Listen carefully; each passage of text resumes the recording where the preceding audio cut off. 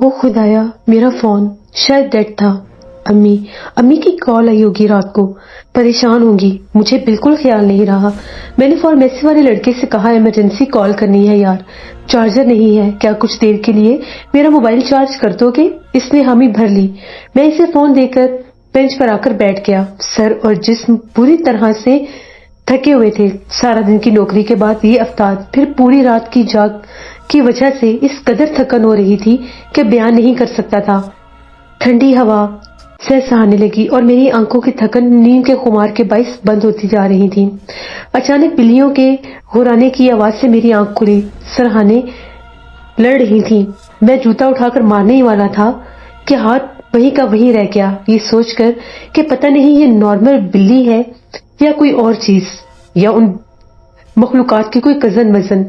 اپنی ہی سوچ پر ہنسی آ گئی. دن نکل آیا. دھوپ چڑھ گئی تھی. نہ جانے کتنی دیر سوتا رہا. اب مجھے احساس سے ندامت نے گھیر لیا تھا. آغا جانی انتظار کر رہی ہوں گی. میں نے فارمیسی سے اپنا چارج موبائل واپس لیا جو ابھی بھی کچھ چارج ہو چکا تھا, اور وہاں سے چائے جوس اور بسکٹ لے کر اندر روانہ ہوا.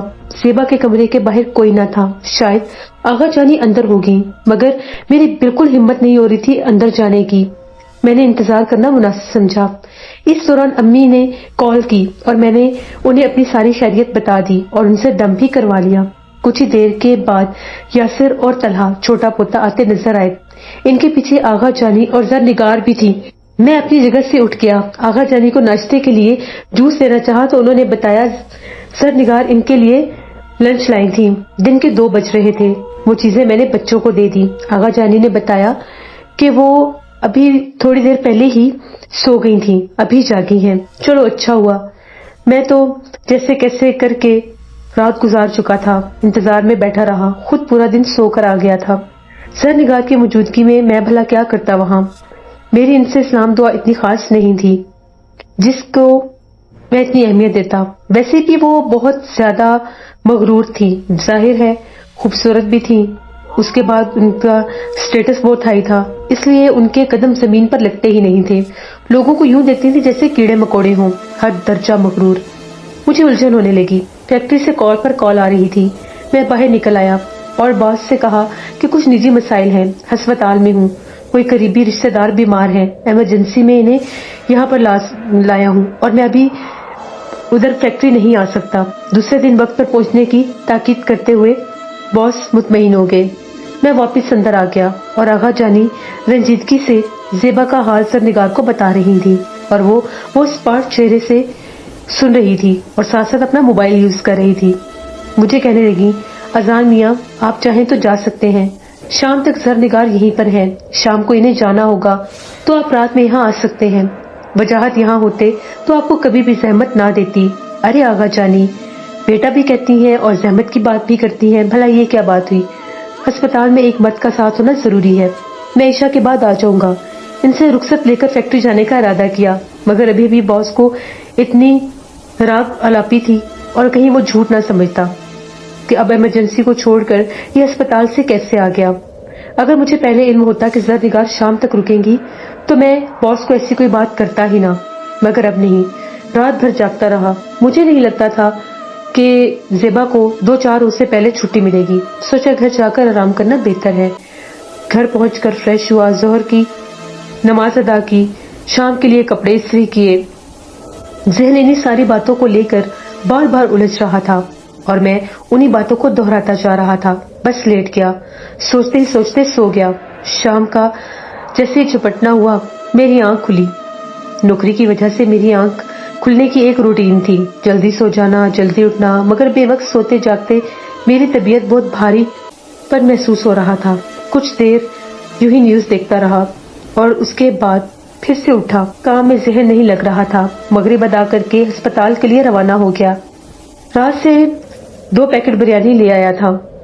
زیبا کی حالت کچھ بہت بہتر نہیں تھی. آغا جانی کے حلق سے تو ایک نوالا بھی نہیں اتر رہا تھا. اللہ پاک اس لڑکی کو شفا عطا کرے.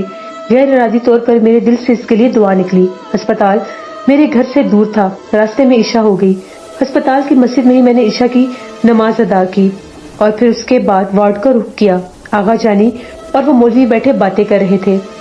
آج پہلی بار آغا جانی نے اس بندے سے میرا تعارف کروایا۔ اس کا نام طاہر علیمی تھا اور وہ جامعہ نغمیہ کے پڑھاتے تھے۔ وہاں پر وہ معلم تھے۔ عمر اتنی زیادہ بھی بڑی نہیں تھی، لیکن حلیے سے بہت بڑے لگ رہے تھے۔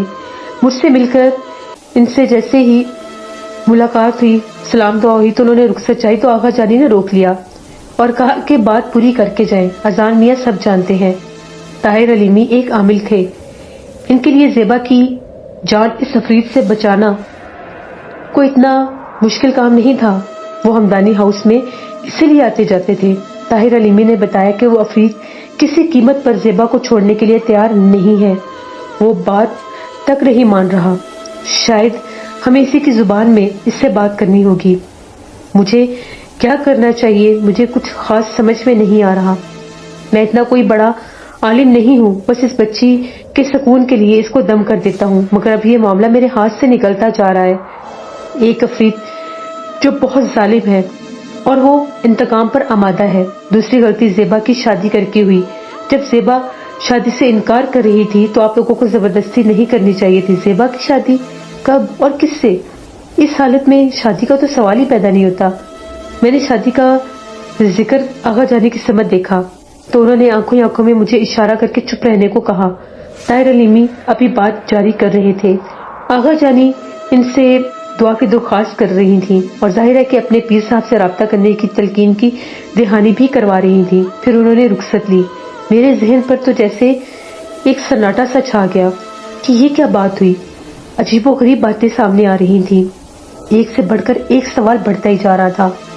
میں نے آغا جانی سے زیبا کی طبیعت کے بارے میں دریافت کیا۔ انہوں نے بتایا کہ زخم بہتر ہے اور معدے میں معمولی انفیکشن تھا، اب وہ پہلے سے بہت بہتر ہے، مگر ڈسچارج کل صبح کریں گے۔ البتہ پاؤں کی بینڈیج روز ہونی ہے، جو گھر میں بھی ہو سکتی ہے۔ ڈاکٹر چونکہ وجاہت کا دوست ہے اور وہ اتنا ہی جانتا ہے کہ یہ وجاہت کی بہن کو کوئی دماغی عارضہ ہے، اس لیے اس کا ٹریٹمنٹ کروانے کے لیے اس کو یہاں پر لے کر آتے ہیں اور وہ بہت زیادہ مشتعل ہو جاتی ہے، اس لیے زیبا کو اس طرح سے ایڈمٹ کیا تھا کہ اس کو مسلسل ذہنی سکون کی ادویات دی جائے اور وہ نشے کی حالت میں ہو اور سوئی رہے۔ وجاہت ہمدانی کی کال آئی۔ میں اٹھنے لگا۔ آغا جانی نے مجھے بیٹھنے کا اشارہ کیا۔ میں بیٹھ گیا۔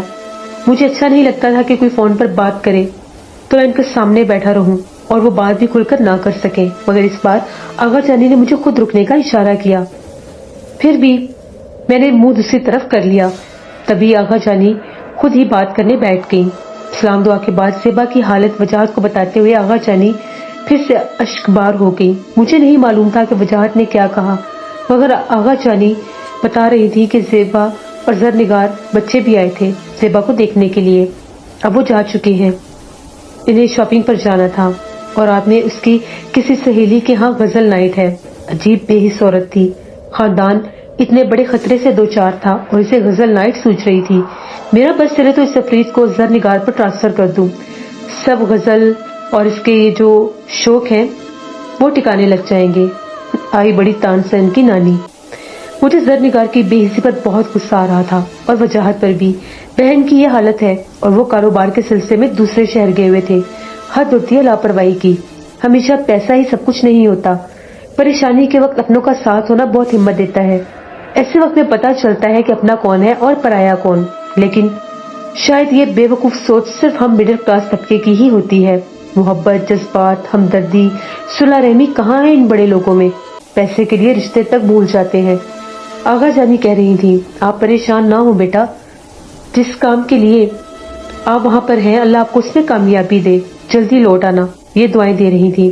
ہمارے ساتھ اذان میاں ہے، ماشاءاللہ بہت سلجھا ہوا بچہ ہے، اس نے ہمارا بہت زیادہ خیال رکھا ہے۔